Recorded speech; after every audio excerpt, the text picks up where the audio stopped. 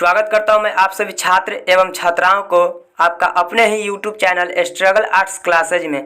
मेरे प्यारे छात्र एवं छात्राओं, आज हम लोग क्लास 12 दिगंत भाग 2 के चैप्टर नंबर 4 के प्रश्न उत्तर कवर करने वाले। चूँकि मैंने इस चैप्टर का एक्सप्लेन कर दिया हूं और वह एक्सप्लेन वाली वीडियो YouTube पे अपलोड हो चुकी है। अगर आप लोगों ने अभी तक इस चैप्टर के एक्सप्लेन नहीं देखा है तो जाकर आप लोग देख लीजिएगा। इस वीडियो के डिस्क्रिप्शन में इस चैप्टर के एक्सप्लेन का लिंक दिया हुआ है। बिना टाइम को व्यतीत किए हुए हम लोग इस चैप्टर के प्रश्न उत्तर को कवर करेंगे। अगर आप लोगों ने इस चैप्टर का प्रश्न उत्तर ध्यान से अभी कर लिया, ज़्यादा नहीं 25 से 30 मिनट का ये वीडियो होगी, अगर आप लोगों ने ध्यान से कर लिया तो समझिए कि इस चैप्टर का एक भी प्रश्न उत्तर एग्जाम की दृष्टि से आप लोगों से छूटने न वाला है। और एक बार अगर आप लोगों ने पढ़ लिया तो यकीन रखिए कि इसका उत्तर आप लोग फिर कभी नहीं भूल पाइएगा। हम रटाते नहीं, हम सीधा दिमाग में बैठाते हैं और समझाते हैं ताकि बच्चे एग्जाम में लिख सके। बिना टाइम को व्यतीत किए हुए चलिए हम लोग चलते इस चैप्टर की प्रश्न उत्तर की ओर। देखिए, जो यह पार्ट 4 है वह अर्धनारीश्वर चैप्टर है साहित्य का, जिसका जो शीर्षक रखा गया टाइटल वह अर्धनारीश्वर है, जिसके लेखक रामधारी सिंह दिनकर है। इस चैप्टर का जो फर्स्ट प्रश्न दिया हुआ है वह फर्स्ट प्रश्न बोला, यदि संधि की वार्ता कुंती और गांधारी के बीच हुई होती, ठीक है ना, संधि की जो वार्ता है कुंती और गांधारी के बीच हुई होती तो बहुत हद तक संभव था कि महाभारत न मचता। लेखक के इस कथन से क्या आप सहमत हैं? अपना पक्ष रखें।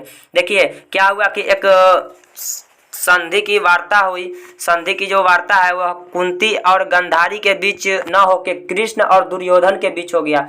अगर वह कृष्ण और दुर्योधन के बीच अगर न होकर कुंती और गांधारी के बीच कहीं हो जाता तो हम बोल सकते हैं कि महाभारत नहीं मचता। क्यों नहीं मचता? क्योंकि क्या होता है कि मर्द क्या होता है, मर्द होता है कठोर होता है, वो बहुत कर्कश होता है, वो हर बात में लड़ने के लिए तैयार हो जाता है। जबकि औरत क्या होती है, औरत कोमलता की प्रतीक है, ये लड़ने के लिए जल्दी तैयार नहीं होती है, बात बात में ही सलट लेती है, ज़्यादा ये लड़ती नहीं है और युद्ध पे नहीं उतरती है, इसलिए ऐसा बोला जा रहा है। तो ये तो हम फिलहाल आपको थोड़ा सा समझाया। चलिए हम लोग प्रश्न का उत्तर देखते हैं। देखिए, समाज में महिलाओं का सम्मान किया जाता है, सही बात है। माताएं पूजनीय होती है, सही बात है। कौरवों की सभा में जो संधि कृष्ण एवं दुर्योधन के बीच हुई थी, यदि वह संधि कुंती एवं गांधारी के बीच हुई होती, फिर से समझिएगा, कौरवों की सभा में जो संधि कृष्ण एवं दुर्योधन के बीच हुई थी, यदि वह संधि कुंती एवं गांधारी के बीच हुई होती तो बहुत हद तक संभव था कि महाभारत न मचता। भाई क्यों नहीं मचता? क्योंकि ये मर्द क्या होता है, कठोर होता है, कर्कश होता है, युद्ध करते समय ये थोड़ा सोचता नहीं है कि क्या मैं युद्ध कर रहा हूँ तो क्या अगर मैं युद्ध कर रहा हूँ तो सामने वाला का मांग का सिंदूर धुलाने वाला है, उसके मांग का सिंदूर जो है मतलब कि धुला जाएगा, वह विधवा हो जाएगी, थोड़ा भी नहीं सोचता, अपनी रक्त को बहा देता है और पूरा तरह से रक्त को बहा देता है वहाँ पर, और थोड़ा सा भी नहीं सोचता है कि वह विधवा बन जाएगी, उसके मांग का सिंदूर धुला रहा है और मतलब अंधाधुंध लड़ाई करने पर उतर जाता है, यहाँ तक कि अपने जान की बाजी तक लगा देता है। और इसमें क्या होता है कि थोड़ा बहुत इसमें औरत को भी समझाना चाहिए कि आप उसमें नहीं जाइए लड़ने के लिए, क्योंकि जरा सोचिए एक बार पीछे का बैकग्राउंड देखिए कि क्या होने वाला है, क्या हम लोग का साथ होगा। अगर आप लोग जाकर लड़िएगा तो क्या हम लोग का साथ होने वाला है। एक बार औरत को भी उस मर्द को समझाने का प्रयास करना चाहिए। और सबसे पहले तो यहाँ मर्द की गलती होगा, क्योंकि मर्द को भी एक बार सोचना चाहिए। कठोर और कर्कश है तो हम मानते हैं, लेकिन एक बार सोचना चाहिए कि क्या मैं लड़ने जा रहा हूँ, अगर उसमें कुछ हो जाता है तो मेरे जो पत्नी है, बाल बच्चा, क्या उसको कौन देखेगा? अगर ये विधवा हो जाएगी, मांग की सिंदूर धुला जाएगा, माँ की गोद खाली हो जाएगी, एक बार भी ये औरत मर्द जो है सोचता नहीं और युद्ध के लिए लड़ने के लिए तैयार हो जाता है।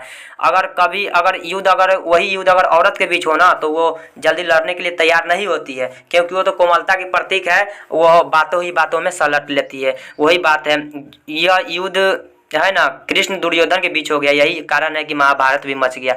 वो युद्ध को हम लोग क्या, अगर वो युद्ध अगर कृष्ण दुर्योधन के बीच ना होकर कुंती गांधारी के बीच हो जाता है ना तो महाभारत हमको लगता है कि नहीं मचता। सही बात है कि नहीं मचता महाभारत, और बात ही बात में सलट लिया जाता।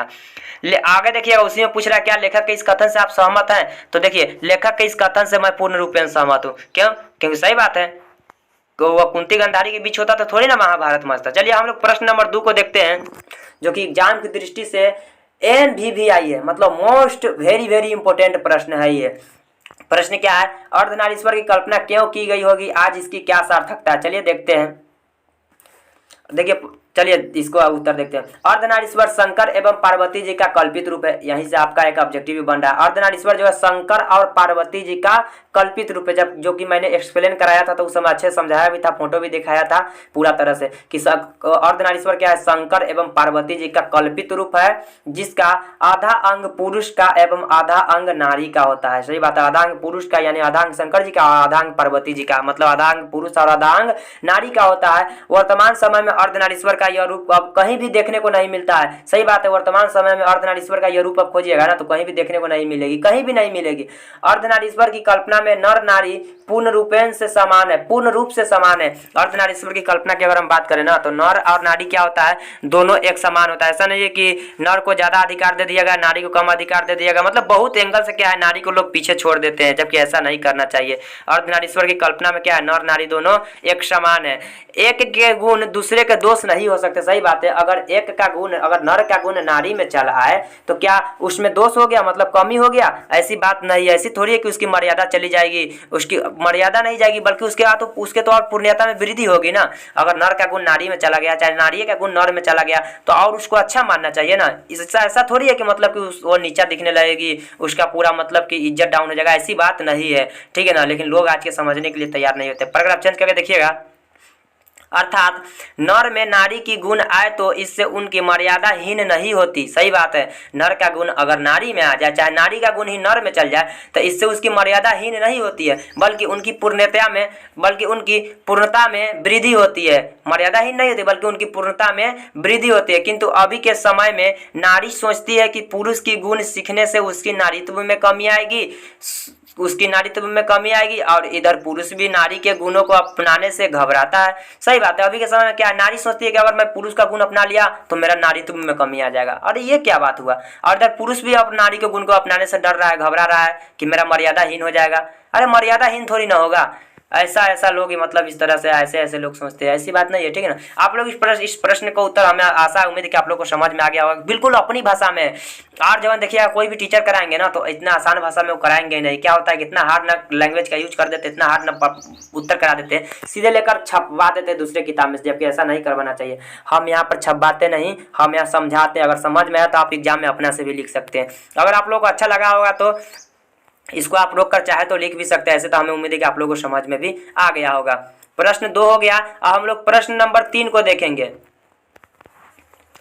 प्रश्न नंबर 3 क्या बोल रहा है, रविंद्रनाथ, जयशंकर प्रसाद और प्रेमचंद्र के चिंतन से दिनकर क्यों असंतुष्ट है? ध्यान से देखिएगा, रविंद्रनाथ एक वो है, एक जयशंकर प्रसाद हो गया और एक प्रेमचंद्र हो जाए। तीनों के जो ये प्रेमचंद्र के चिंतन से, मतलब ये तीनों के विचार से, ये तीनों जो विचार रखे हुए हैं ना नारी के प्रति में, उससे दिनकर जी असंतुष्ट क्यों है, मतलब उनके बातों से दिनकर जी सहमत क्यों नहीं है, यही प्रश्न बोल रहा है। चलिए उत्तर देखते हैं। दिनकर जी रविंद्रनाथ, जयशंकर प्रसाद तथा प्रेमचंद्र के चिंतन से काफी असंतुष्ट है। ये दिनकर जी जो है ना, इन तीनों के चिंतन से, मतलब तीनों के विचार से क्या है, काफी असंतुष्ट है, मतलब कि सहमत नहीं है, क्योंकि इन तीनों ने नारी को कोमल, मोहक तथा आकर्षक वस्तु माना है। कोमल, मोहक तथा आकर्षक वस्तु मान लिया है।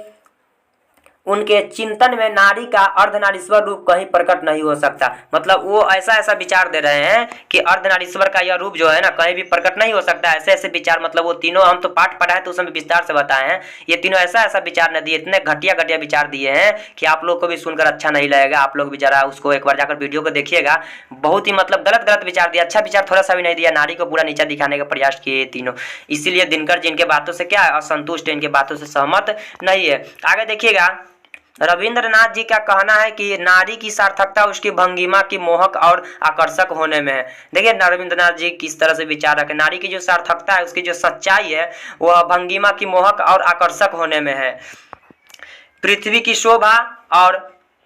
शोभा, आलोक तथा प्रेम की प्रतिमा बनने में है। इन तीन महान चिंतकों ने नारी के प्रति जो विचार रखा है, जो भाव को प्रकट किया है, वो दिनकर जी को पसंद नहीं आया। इन तीनों ने मतलब नारी के प्रति में जो बात बताया है ना, जो विचार को रखा है, वह दिनकर जी को थोड़ा सा भी पसंद नहीं आया, थोड़ा सा भी इनके बात से दिनकर जी सहमत नहीं है। अर्थात दिनकर जी इनके बातों से क्या है, असंतुष्ट है, सहमत नहीं है। ये तीनों बोल रहे हैं कि नारी तुम क्या करो, तुम कोमल हो, तुम आकर्षक हो, तुम सुंदर हो, तुम सज धज कर रहो, मूर्ति की तरह तुम घर में रहो, क्योंकि तुम घर में रहोगे कि मर्द आएगा बाहर से, तुम उसको क्या करना, आराम देना और उसको सुख देना, मतलब तुम कोमलता के प्रतीक है, तुम घर में रहो, मूर्ति बनकर रहो। इस तरह से ये लोग बोल रहे हैं, नारी को पूरा अधिकार छीनने का प्रयास कर रहे हैं। इसलिए दिनकर जी क्या है, इन तीनों के विचार से असंतुष्ट है। हमें उम्मीद है कि इसका भी उत्तर आप लोगों को समझ में आया होगा। 4 नंबर प्रश्न देखिएगा, प्रवृत्ति मार्ग और निवृत्ति मार्ग क्या है। यह भी प्रश्न को हम लोग जिस समय एक्सप्लेन किए हैं पाठ को अच्छा से समझाएं। चलिए यहाँ भी समझाएंगे अच्छा से। देखिए प्रवृत्ति मार्ग और निवृत्ति मार्ग क्या होता है। जिन पुरुषों ने जीवन से आनंद पाने की इच्छा से नारी को गले लगाया उन्हें प्रवृत्ति मार्ग कहा गया। अर्थात कहने का मतलब जो देखिए कुछ पुरुष थे ना, तो कुछ पुरुष क्या किए कि नारी को अपने गले से लगा लिए, कुछ पुरुष क्या किए, नारी को अपने गले से लगा लिए, अर्थात गृहस्थ जीवन को स्वीकार कर लिए। तो वह क्या कहलाए, वह प्रवृत्ति मार्ग कहलाए। ध्यान से सुनिएगा, जिन पुरुषों ने जीवन से आनंद पाने की इच्छा से नारी को अपने गले लगाया उन्हें प्रवृत्ति मार्ग कहा गया। अर्थात बोल सकते हैं कि जिन पुरुषों ने गृहस्थ जीवन को स्वीकार कर लिया उन्हें प्रवृत्ति मार्ग कहा गया। और निवृत्ति मार्ग किसे कहा गया, तो निवृत्ति मार्ग वे हैं जिन्होंने नारी को अपने जीवन से अलग ढकेल दिया, क्योंकि उन्हें नारी सुख की कोई कामना नहीं थी, क्योंकि उन्हें नारी सुख की कोई कामना नहीं थी, इसके लिए उन्होंने संन्यास ग्रहण किया। देखिए कुछ इतने घटिया लोग थे, कुछ लोग तो गृहस्थ जीवन को स्वीकार भी किए, नारी को गले भी लगाए, तो प्रवृत्ति मार्ग कहलाया, वो अच्छे लोग थे। लेकिन कुछ इतने गिरे हुए लोग थे, इतने घटिया लोग थे कि नारी को खुद से अलग ढकेल दिया। अर्थात बोल सकते हैं कि जिन लोगों ने गृहस्थ जीवन को स्वीकार नहीं किया और नारी को अपने से गले से नहीं लगाया, नारी को अपने से दूर धकेल दिया, क्योंकि उनका मानना क्या था कि नारी सुख की कोई कामना ही नहीं थी। वो लोग बोल रहे थे कि नारी की सुख की हमें कोई कामना ही नहीं है, नारी की सुख की हमें कोई जरूरत ही नहीं है, नारी फालतू है, बकवास है। और वो लोग क्या किए, नारी को अपने से अलग ढकेल दिया, गृहस्थ जीवन को स्वीकार न किया। कुछ लोग तो इतना से भी बढ़कर इतना घटिया हरकत किए कि संन्यास भी ले लिए, शादी ब्याह भी नहीं किया और संन्यास जाकर के ले लिए। इतने गिरे हुए लोग थे। तो ये सारे क्या कहला, ये निवृत्ति मार्ग कहला। एक बार फिर से समझिएगा, समझाते हैं। प्रवृत्ति मार्ग से कहा गया जिनमें पुरुष गृहस्थ जीवन को स्वीकार किया, अर्थात महिलाओं को अपने गले से लगा लिए। और निवृत्ति मार्ग क्या है, और निवृत्त मार्ग क्या कहला, निवृत्त मार्ग में जिन पुरुषों ने गृहस्थ जीवन को स्वीकार नहीं किया, अर्थात महिलाओं को अपने से दूर ढकेल दिया और संन्यास ले लिया, क्योंकि उनका मानना था कि नारी की हमें कोई जरूरत ही नहीं है, तो यह निवृत्त मार्ग कहला है। हमें आशा है कि आप लोगों को समझ में आ गया होगा। आप वीडियो को रोक रोक कर लिख लीजिएगा। प्रश्न नंबर 5 देखिएगा, बुद्ध ने आनंद से क्या कहा। देखिए ये भी प्रश्न थोड़ा बहुत एग्जाम की दृष्टि से इंपॉर्टेंट है। क्या कहा था, तो आसान है। देखिए महात्मा बुद्ध ने अपने शिष्य आनंद से कहा, आनंद, मैंने जो धर्म चलाया था वह 5 सहस्त्र वर्ष तक चलने वाला था। देखिएगा महात्मा बुद्ध अपने शिष्य आनंद से क्या कह रहे हैं कि मैंने जो धर्म चलाया था वह 5 सहस्त्र वर्ष तक चलने वाला था, किंतु वह अब 500 वर्ष तक ही चलेगा। भाई क्यों 500 वर्ष तक चलेगा, क्योंकि मैंने नारियों को भिक्षुणी होने का अधिकार दे दिया है। इसका उत्तर आप लोग रोक कर लिख लीजिएगा, चाहे तो आसान है, तो हो जाएगा, बहुत आसान है।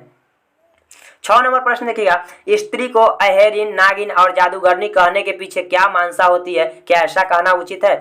मतलब स्त्री को हम लोग अहेरिन कहते हैं, नागिन कहते हैं, जादूगरनी कहते हैं। कुछ महान चिंतक भी कहे हुए हैं, कुछ लेखक उखक है, कवि है, वो स्त्री को अहेरिन बोले हैं, नागिन बोले हैं, जादूगरनी बोले हैं। क्या ऐसा कहना उचित है, चलिए देखते हैं उचित है कि नहीं। ठीक है, उत्तर समझते हैं। स्त्री को अहेरिन, नागिन और जादूगरनी कहने के पीछे पुरुष की मानसा नारी को अवहेलना करके खुद को श्रेष्ठ साबित करने की है। मतलब स्त्री को क्या कर रहे हैं, कुछ ऐसे भी पुरुष है जो स्त्री को बोले हैं तू अहेरिन है। अहेरिन मतलब कहे का मतलब उसको बोला है कि तू शिकार है और तुम्हें शिकारी किया जाएगा, मतलब शिकारी की तरफ से बता रहा है। तू अहेरिन है, तू नागिन है, और बोले तू जादूगरनी है। क्यों बोल रहा है, इसलिए पुरुष ऐसा बोल रहा है क्योंकि वो चाह रहे हैं कि मैं इससे नीचा दिखा दूं, ऐसा बोल बोल कर, और उसे नीचा दिखाकर मैं स्वयं श्रेष्ठ साबित हो जाऊं, मैं शक्तिमान साबित हो जाऊं, मैं बलवान साबित हो जाऊं। मतलब पुरुष स्वयं को बलवान साबित करने के लिए स्त्री को हर एक एंगल से नीचे गिरा रहा है, ऐसा बात है। देखिएगा, ऐसा करने से पुरुष को अपनी दुर्बलता का छिपाने तक कल्पित श्रेष्ठता को दुलारने में सहायता मिलती है। देखिए यहाँ पर थोड़ा सा हार्ड है, लेकिन हम समझाते हैं इसको, हम अपना भाषा में समझाते हैं। मतलब कहने का मतलब हो गया कि ऐसा करने से क्या होता है कि पुरुष में जो कमजोरी होता है ना, पुरुष स्वयं की कमजोरी को दबा रहा है, और स्त्री की जो ताकत है उस ताकत को मतलब पुरुष स्वयं की कमजोरी को दबाकर अपनी ताकत को ऊपर कर रहा है, स्त्री की जो ताकत है उसको मतलब दबाकर उसकी कमजोरी को ऊपर कर रहा है। मतलब स्वयं की कमजोरी नीचा और उसकी कमजोरी ऊपर, और स्वयं की ताकत ऊपर कर रहा है तो उसकी ताकत को नीचे दबा रहा है। समझ रहे हैं ना आप लोग, ऐसा कर रहा है पुरुष, और स्वयं को श्रेष्ठ साबित करने का प्रयास कर रहा है, ये मतलब हुआ। आगे देखिए बोल रहा है कि ऐसा कहना उचित है, तो चलिए देखते हैं पैराग्राफ चेंज करके। ऐसा कहना बिल्कुल भी उचित नहीं है भाई। क्यों ऐसा कहना उचित होगा? ऐसा कहना बिल्कुल भी उचित नहीं है, क्योंकि नारी आदरणीय तथा श्रद्धा के योग्य है। नारी जो है आदरणीय है, उन्हें आदर करना चाहिए, वह श्रद्धा के योग्य है, समाज में उसका भी बराबर का स्थान है। सही बात है, समाज में नारियों को भी बराबर का स्थान है, इसलिए नारी को ऐसे निकृष्ट उपाधियों से विभूषित न किया जाए। मतलब कहने का इसलिए नारी को मतलब ऐसे ऐसे गलत गलत शब्दों से उसे विभूषित न किया जाए, उसे अपमानित न किया जाए। ठीक है ना, हमें उम्मीद है कि ये भी आप लोगों को समझ में आ गया होगा। अगला प्रश्न देखिएगा, नारी की पराधीनता कब से आरंभ हुई? ये तो बहुत ही आसान है, बहुत आसान है, कृपया आप लोग एक बार समझिएगा, हम पढ़ाएंगे तो। नारी की पराधीनता कब से आरंभ हुई? तो ध्यान से देखिएगा, जब मानव जाति ने कृषि का आविष्कार किया। ठीक है ना, जब मानव जाति ने कृषि का आविष्कार कब किया पता है? 19वीं 20वीं शताब्दी के आसपास में। हाँ, यही शायद पढ़ाए हुए किताब में कि मानव जाति ने जब कृषि का आविष्कार किया ना, तो पुरुष बाहर और नारी घर में रहने लगी। देखिए, मानव जाति कृषि का आविष्कार किया, उस समय से क्या हुआ कि पुरुष बाहर और नारी घर में रहने लगी। यहाँ से जिंदगी दो हिस्सों में बंट गई। सही बात है, बंटना तो तय है, निश्चित है कि पुरुष बाहर रहने लगा, पूरा खुला जिंदगी, और नारी को घर में रख दिया गया चार दीवारियों के बीच में। घर का जीवन सीमित तथा बाहर का जीवन असीमित होता चला गया। कहने का मतलब घर का जो जीवन था ना, वह सीमित हो गया, और बाहर का जीवन क्या हुआ? असीमित हो गया। मतलब घर का जीवन तुम घर में ही रहो चार दीवारियों के बीच में, और बाहर का जीवन असीमित, मतलब तुम किधर भी जा सकते हो। पुरुष स्वयं बाहर रहने लगा और नारी को घर में छोड़ दिया। आगे देखिएगा, छोटी जिंदगी बड़ी जिंदगी के अधिकाधीन होती चली गई। छोटी जिंदगी बड़ी जिंदगी का अधिकाधीन होते चली गई। यहाँ पर थोड़ा आप लोग सुधार लीजिएगा, छोटी जिंदगी बड़ी जिंदगी का अधिकाधीन होती चली गई। यहीं से नारी की पराधीनता क्या हुआ? आरंभ हो गया। इसको फिर से एक बार हम समझाते हैं अपना से। क्या हुआ कि मानव जाति कृषि का आविष्कार किया, ठीक है ना, और वजह से जिंदगी दो भाग में बट गया। कुछ लोग के पुरुष लोग क्या किए? बाहर रहने लगे, स्त्री लोग को अंदर धकेल दिया, तुम लोग घर में ही रहो, और वजह से क्या हुआ? जिंदगी दो हिस्सों में बट गया। सही बात है, दो हिस्सों में बटना तय है, वो बाहर ये अंदर रही तो दो हिस्सों में तो बटेगा ही बटेगा। और तब से क्या हुआ? नारी का जिंदगी जो है एक कैदी की तरह चलने लगा, वो घर में रहने लगा और पुरुष बाहर रहने लगा, उसे पूरा खुली जिंदगी जीने का मौका मिल गया। तब से क्या हुआ? नारी की पराधीनता आरंभ हो गई। कुछ पंक्ति दिया हुआ, उसका अर्थ स्पष्ट करना है, व्याख्या करना है, ठीक है ना। चलिए, 8 का क क्या बोला है? प्रत्येक पत्नी अपने पति को बहुत कुछ उसी दृष्टि से देखती है जिस दृष्टि से लता अपने वृक्ष को देखती है। चलिए हम लोग देखते हैं, आप लोग को हम बताएं कि ऐसा प्रश्न जब भी देखने को मिल जाए तो आप लोग क्या कीजिएगा कि उस प्रश्न का हेडिंग पहले बना दीजिएगा, क्योंकि हेडिंग पे ही आधा से अधिक नंबर दिया जाता है। चलिए, आप लोग को हम ये तो बताए हुए हैं, यहाँ पर लेट न करते, सीधा हम आगे चलते उत्तर की ओर। क्या ऐसे लिखेंगे? प्रस्तुत पंक्तियां लेखक रामधारी सिंह दिनकर द्वारा रचित चाहे लिखित अर्धनारीश्वर शीर्षक पाठ से लिया गया। ऐसा हेडिंग आप लोगों को बनाना पड़ेगा, जिस लेखक के द्वारा लिखा गया होगा उसका नाम और जिस पाठ से लिया गया होगा पंक्ति उसका नाम। उसके बाद पैराग्राफ चेंज करेंगे और पंक्ति का मतलब क्या होगा वो लिखने लगेंगे। देखिए, इस पंक्ति में लेखक यह स्पष्ट करते हैं कि पुरुष के अधीन होने के कारण नारी स्वयं को काफी कमजोर तथा पुरुष पर आश्रित मानने लगी। सही बात है, पुरुष के अधीन होने के कारण नारी क्या है? स्वयं को कमजोर भी मानने लगी और पुरुष पर आश्रित भी मानने लगी है। यही कारण है कि हर पत्नी अपने पति को उसी प्रकार देखती है जिस प्रकार एक लता अपने वृक्ष को देखती है, ठीक है ना। ठीक उसी प्रकार हर एक पत्नी अपने पति को उसी दृष्टि से देखती है जिस प्रकार एक लता अपने वृक्ष को देखती है। इसी का ख व्याख्या करने के लिए बोला है। ख देखिए, एक बड़ी इंपॉर्टेंट प्रश्न है, ये बहुत ही ज्यादा इंपॉर्टेंट। जिस पुरुष में नारीत्व नहीं अपूर्ण है, ये पूछा जाता है एग्जाम में व्याख्या करने के लिए, 5 नंबर में पूछा जाता है। देखिए, पहले उसी तरह से हेडिंग बनाएंगे। प्रस्तुत पंक्तियां लेखक रामधारी सिंह दिनकर द्वारा रचित चाहे लिखित अर्धनारीश्वर शीर्षक पाठ से लिया गया। पैराग्राफ चेंज करेंगे और इस पंक्ति का मतलब क्या होगा लिख देंगे। प्रस्तुत पंक्ति में लेखक पुरुष में नारी की कुछ गुण होने की बात करते। सही बात है, देखिए पंक्ति को ध्यान से समझिए। पुरुष क्या बोला है? जिस पुरुष में नारीत्व नहीं अपूर्ण है, मतलब जिस पुरुष में नारी के गुण नहीं वह अपूर्ण है। तो इस पंक्ति के प्रस्तुत पंक्ति में लेखक पुरुष में नारी की कुछ गुण होने की बात करते हैं, मतलब बोलते हैं कि पुरुष में कुछ नारी का भी गुण होना चाहिए। वह कहना चाहते हैं, मतलब वह कौन? लेखक कहना चाहते हैं कि पुरुष में भी दया माया ममता सहिष्णुता गुण होने चाहिए। मतलब यह जो दया माया सहिष्णुता होता है ना, दया माया ममता सहिष्णुता, यह औरत की निशानी है, स्त्री की निशानी है, नारी की निशानी है। लेकिन लेखक बोल रहे कि नहीं, यह पुरुष में भी होना चाहिए। क्यों केवल स्त्री के लिए रहेगा? जिस पुरुष में नारीत्व के यह गुण नहीं है ना, यह दया माया सहिष्णुता ममता न है, जिस पुरुष में यह नारी के गुण नहीं है वह अपूर्ण है। मतलब वह क्या है, अपूर्ण है, अधूरा है वह। यह गुण पुरुष के पौरुष को घटाते नहीं बल्कि उसे पूर्णता प्रदान करते हैं। मतलब यह पुरुष जो, यह गुण जो है ना, पुरुष के मतलब कि मर्यादाहीन थोड़ी कर देता है यह, बल्कि पूर्णता में और क्या करता है, वृद्धि कर देता है और उसके गुण को बढ़ा देता है। और अच्छा ना होता है, खराब थोड़ी होता है। अगर कोई पुरुष स्त्री का गुण ले ले, कोई स्त्री पुरुष का गुण ले ले, तो खराब थोड़ी होगा। यही बात है। चलिए प्रश्न नंबर 9 देखते हैं हम लोग। जिसे भी पुरुष अपना कर्म क्षेत्र मानता है वह नारी का भी कर्म क्षेत्र है। कहने का मतलब जिसे भी पुरुष अपना कर्म क्षेत्र मानता है, जहाँ जहाँ पुरुष जो है अपना अधिकार करता है ना, जहाँ जहाँ पुरुष का अधिकार है वह नारी का भी वहाँ वहाँ अधिकार है, चाहे कोई भी क्षेत्र में हो, किसी भी एंगल से हो। तो वही बोल रहा है कि जिसे भी पुरुष अपना कर्म क्षेत्र मानता है वह नारी का भी कर्म क्षेत्र है। कैसे, चलिए देखते हैं कैसे। लेखक रामधारी सिंह दिनकर जी के अनुसार नर और नारी एक समान है। सही बात है, नर और नारी जो है ना दोनों एक समान है। ऐसा थोड़ी कि ये अलग है और ये अलग है, दोनों एक समान है, दोनों को बराबर का अधिकार है। देखिए लेखक रामधारी सिंह दिनकर जी के नज़र में नर और नारी दोनों एक समान है। दोनों के जीवन के उद्देश्य भी एक है। सही बात है, दोनों के जीवन का उद्देश्य भी क्या है, नर और नारी के जीवन का उद्देश्य एक ही है। नारी केवल नर को रिझाने के लिए नहीं है। कहने का मतलब नारी जो रिझाने का मतलब अपनाना होता है। क्या है, नारी केवल नर को रिझाने के लिए नहीं है। नारी जो है ना केवल नर को अपनाने के लिए थोड़ी है। नारी केवल नर को रिझाने के लिए नहीं है। जीवन यज्ञ में नारी का भी अपना हिस्सा है। सही बात है, जीवन के यज्ञ में चाहे किसी भी क्षेत्र में हो, किसी भी एंगल से हो, नारी का भी उतना ही हिस्सा है जितना पुरुष का है। वही बात है, यहाँ पर जीवन यज्ञ में नारी का भी हिस्सा है, तथा वह हिस्सा सीमित नहीं है। सही बात है, वह हिस्सा सीमित नहीं है, वह हिस्सा तो असीमित है ना। जितना भाई पुरुष तुम अधिकार लोगे उतना नारी का भी अधिकार होना तो चाहिए। दोनों के कर्म क्षेत्र समान है। सही बात है, दोनों के कर्म क्षेत्र क्या है, समान है। जिस प्रकार पुरुष अपने उद्देश्य की सिद्धि के लिए मनमाने विस्तार का क्षेत्र अधिकृत कर लेता है, नारी को भी वही अधिकार प्राप्त होना चाहिए। कहने के चलिए इस पंक्ति को मतलब हम समझाते हैं। जिस प्रकार पुरुष अपने उद्देश्य की पूर्ति के लिए, पुरुष अपने किसी भी काम को करने के लिए किसी भी हद से गुजर जाते हैं ना, तो वही अधिकार इस पूरी स्त्री को भी मिलना जाना चाहिए, ताकि स्त्री भी अपने काम को, अपने उद्देश्य को पूर्ति करने के लिए किसी भी हद से गुजर जाए और कोई सा भी काम करने के लिए तैयार हो जाए। वो अधिकार स्त्री को भी दिया जाना चाहिए। क्यों स्त्री से यह अधिकार छीन लिया गया है, ये बात है यहाँ पर। अब हम लोग प्रश्न नंबर 10 को देखेंगे। अर्धनारीश्वर निबंध में दिनकर जी के विचारों को सार रूप में प्रस्तुत करें। बड़ी इंपॉर्टेंट प्रश्न है, यह भी बहुत बार पूछा गया है। अर्धनारीश्वर निबंध में दिनकर जी के विचारों को सार रूप में प्रस्तुत करें। पहले प्रश्न समझिए। दिनकर कहला अर्धनारीश्वर निबंध, ठीक है ना। अर्धनारीश्वर एक निबंध है जिसको हम लोग पढ़े हुआ क्या है, निबंध है।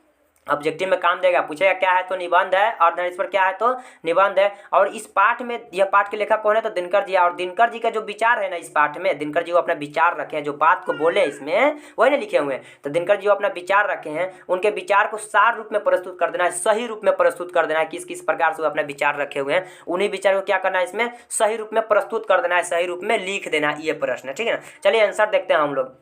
आंसर क्या है, अर्धनारीश्वर निबंध में दिनकर जी ने बड़े ही उत्तम विचारों को निरूपित किया है। कहने का मतलब इस निबंध में दिनकर जी अपने विचार को, बहुत ही अच्छे विचार को निरूपित किया, अच्छे विचार को इसमें रखे हैं। वे उस विभेद को मिटाना चाहते हैं, मतलब मतभेद होता है ना आपस में, पुरुष और स्त्री में मतभेद, वही बात है। वे दिनकर जी जो है उस विभेद को मिटाना चाहते हैं जो कि नर और नारी दोनों को अलग अलग करता है। नर और नारी को क्या होता है, मतलब उस मतभेद को दिनकर जी चाहते हैं मिट जाए, जिस मतभेद के कारण नर अलग और नारी अलग अलग हो जाता है, उसी मतभेद को दिनकर जी मिटाना चाहते हैं। और वही विचार इसमें रखे हुए हैं। आगे देखिएगा, वे पुरुष की उस मानसिकता को पूर्णतः गलत बताते हैं कि स्त्री के गुण अपनाकर पुरुष भी स्त्री के समान हो जाएगा। कहने का मतलब ये दिनकर जी जो है ना एक बात को गलत बता रहे हैं। कौन सी बात को गलत बता रहे हैं, तो ये बात को गलत बता रहे हैं कि पुरुष चाह रहा है कि स्त्री का हम गुण अपनाएंगे तो मेरा जो है मर्यादाहीन हो जाएगा, और मर्यादाहीन हो जाएगा, मैं बर्बाद हो जाऊंगा। इस बात को दिनकर जी गलत कर रहे हैं। अरे भाई ऐसा बात नहीं है, मर्यादाहीन नहीं होगा आपका। आप स्त्री का गुण अपनाइए, आप और भी महान कहाइएगा, स्त्री का गुण आप अपनाइए तो सही। तो वे कह रहे हैं कि आप ये ना बोलिए कि मर्यादाहीन हो जाएगा, ये बोलिएगा तो ये बहुत ही गलत होगा। दिनकर जी इस बात को गलत कह रहे हैं। वे नारी को कोमल एवं गौण मानने की धारणा को नकारते हुए उसकी परवस्था की स्थिति को एक बहुत बड़ा दोष कहे तो अवगुण कहते हैं। दिनकर जी के अनुसार पुरुष और नारी एक समान है। चलिए इस बात को हम समझाते हैं। क्या बोल रहे हैं कि क्या है, ध्यान से समझिएगा। वे नारी, वे कौन तो दिनकर जी, नारी को कोमल एवं गौण मानने की धारणा को, गौण कहे तो चुपचाप, जो नारी क्या है चुपचाप, मतलब गौण मानने की धारणा को मतलब चुपचाप जो रहती है ना, उसी को धारणा को नकारते हुए वो बोल रहे क्यों चुपचाप रहेगी, उसी की बात को नकारते हुए उसकी परवस्था की स्थिति को एक बहुत बड़ा दोष अवगुण कहते हैं। दिनकर जी कह रहे हैं कि स्त्री को क्यों क्यों गौण रखा जा रहा है, क्यों उसे चुपचाप रखा जा रहा है, ये सबसे बड़ी उसमें कमी है, उसमें यह अवगुण है, यह कमी उसमें नहीं होना चाहिए, ठीक है ना। क्यों ये दोस्त उसे दे रहे हो, क्यों उसे चुपचाप रहने के लिए बोल रहे हो, क्यों उसे गौण कह रहे हो, उसे भी अधिकार दो बराबर का। दिनकर जी बोले इस प्रकार, अतः इस प्रकार दिनकर जी बोल रहे हैं कि पुरुष और नारी दोनों क्या है, एक समान है, दोनों को बराबर का अधिकार है। इस प्रकार इस चैप्टर का आपका प्रश्न उत्तर यहाँ पे कंप्लीट होता है। हम लोग इस प्रकार पाठ 1, 2, 3, 4 का प्रश्न उत्तर कर लिया। अब इसका केवल ऑब्जेक्टिव लेकर आना है। बहुत ही जल्दी इस चैप्टर का हम ऑब्जेक्टिव लेकर आने वाले। कृपया आप लोग हमारे इस चैनल पे बने रहिएगा। अगर आप लोगों ने अभी तक इस चैनल को सब्सक्राइब नहीं किया तो सब्सक्राइब कर लीजिएगा। अगर आप न्यू है इस चैनल पर तो सब्सक्राइब कर ही लीजिएगा। वीडियो को अभी तक लाइक नहीं की तो लाइक भी कर दीजिएगा। अगर आप लोगों को वीडियो अच्छा लगा होगा तो लाइक कर ही दीजिएगा। और इस वीडियो को उस विद्यार्थी, उस स्टूडेंट, उस छात्र छात्राओं के पास शेयर कीजिए जो 2024 में बोर्ड एग्जाम देने वाले हैं, क्योंकि वो लोग भी पढ़कर कुछ अच्छा करें। कर भला तो हो भला, आप किसी को भला कीजिएगा तो आपका भी भला होगा। तो शेयर कर दीजिए उन लोगों के पास। तो ज़्यादा टाइम को हम इसमें व्यतीत नहीं करते हैं, वीडियो को ज़्यादा लंबा नहीं करते हैं और मिलते हैं अगले वीडियो के साथ। जब तक के लिए बाय बाय मेरे प्यारे छात्र एवं छात्राओं, और जय हिंद, जय भारत।